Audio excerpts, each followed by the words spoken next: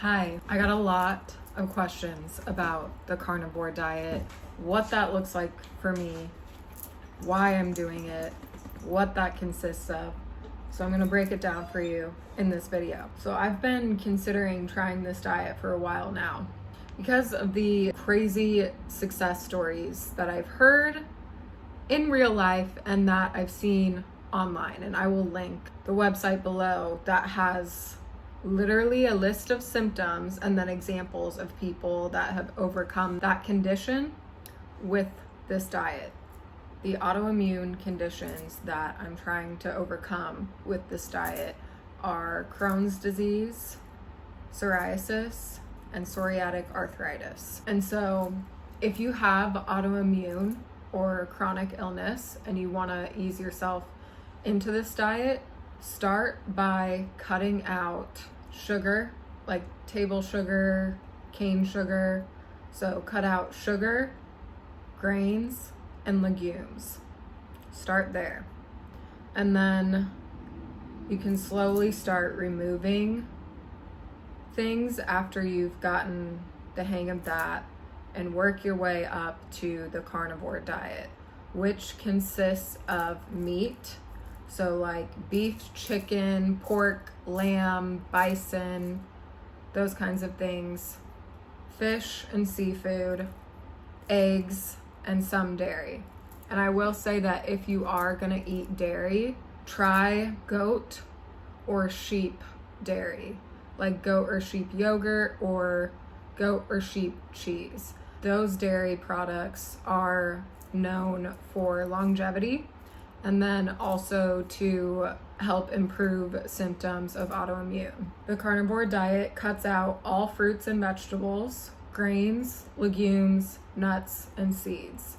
So I am still in the period where I'm easing myself into it. I will say the one thing that sucks about this diet is that there's not a lot of fiber, which is why right now it's not recommended long term. However, there are many success stories of people that have been doing it for like a decade and they're healthy. They've gotten all the necessary medical tests done and they are extremely healthy. So it's kind of something that you might have to just try out and make sure you're getting the necessary nutrients. But this diet does lack fiber.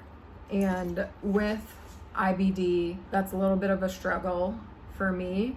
So I am eating 4 foods to kind of, 1, make sure I'm getting necessary vitamins, and then 2, just to give me some fiber. So I am eating avocados, kiwis, Japanese sweet potatoes, or purple sweet potatoes, either or, and blueberries. So I did order vitamins because taking vitamins is recommended when you're like first doing this diet, and I get all my vitamins from fucking Symbiotica because I love them and they are like the cleanest vitamin brand out there. I mean, that whole line is very mindful and on point. So if you need any fucking vitamins, go there. And I'll list below what I'm taking. So that's the carnivore diet. Some people go to the next extreme, like if their symptoms are very severe, they go to the lion diet, which is extreme, but it has worked wonders for people. And so the lion diet is beef, lamb, or bison. It's any ruminant meat, and that's it. The other thing I need to mention is that you don't season. The only seasoning you use is sea salt or kosher salt. I'm using Celtic sea salt, and that is the only seasoning I use. So the purpose with these diets is that they're super extreme, like elimination diets. So what a lot of people with chronic illness are doing is they're doing these diets, and then once they've gotten like a good hold on their symptoms and they're feeling healthy, they slowly start to add foods back in, and then they can see which foods are kind of like contributing to their illness. Some people do it long term because it just makes them feel that good and they're healthy and they don't want to risk experiencing symptoms again. So it's something that you kind of tailor to fit your needs and your lifestyle. The goal with these diets is to limit exposure to environmental toxins as much as possible. Our bodies are at the limit of our toxin threshold. Like, our bodies can't take any more exposure, whether it's toxic fragrances, pesticides, mold. Like, this is one of the things they mean when they say chronic illness is environmental. So when we do these diets, we're cutting out environmental toxins as much as possible. And this is why these diets are working for people. A lot of people experience weight loss, improved blood sugar control, reduced inflammation, which is huge for chronic illness, increased energy levels, and improved mental clarity. There's a lot of benefits to trying this diet out, and I highly recommend, just based on all of the success stories that I've seen and read. So what I eat on a day-to-day basis is eggs. I probably eat in between 4 to 6 eggs a day. Again, the only seasoning we're using is either sea salt or kosher salt, and I recommend Celtic sea salt. 4 to 6 eggs a day, baked chicken with only sea salt, a lot of steak, and I will make a note below of like a quick and easy way to like cook steak in an air fryer, but a lot of steak. I eat some bacon. Sometimes I'll eat ground beef.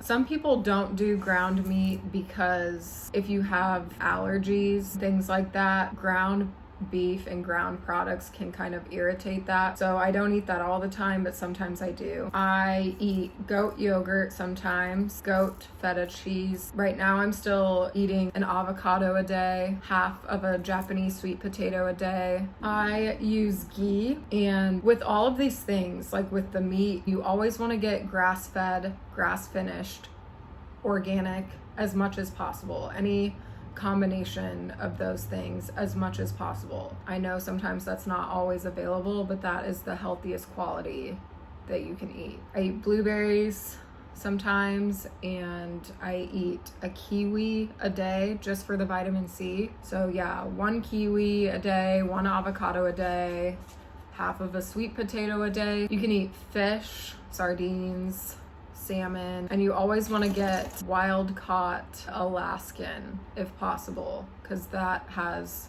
the least amount of 1, antibiotic use, and then 2, microplastics.